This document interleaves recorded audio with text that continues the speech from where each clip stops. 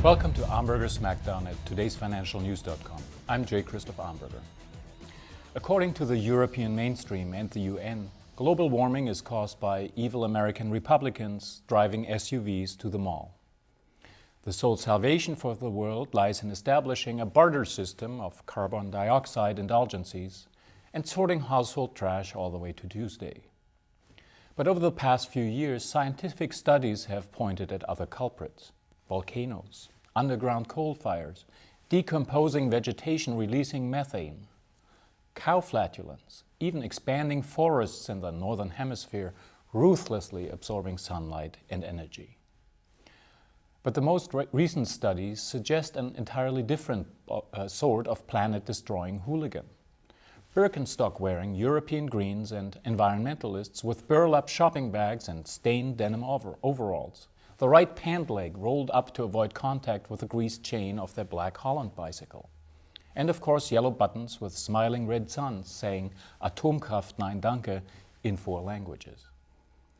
But now it's the lack of air pollution that is increasing warming of Europe.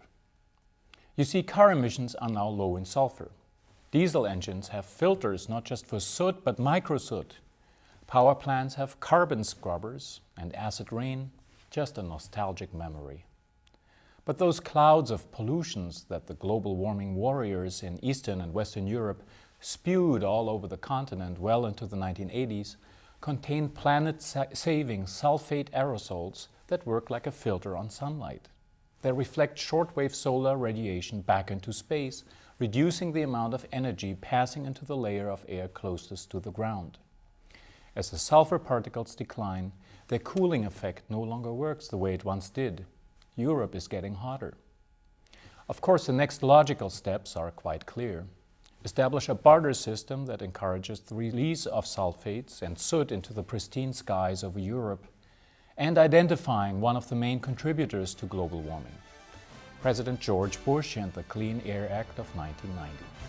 For todaysfinancialnews.com, I'm J. Christoph Amberger.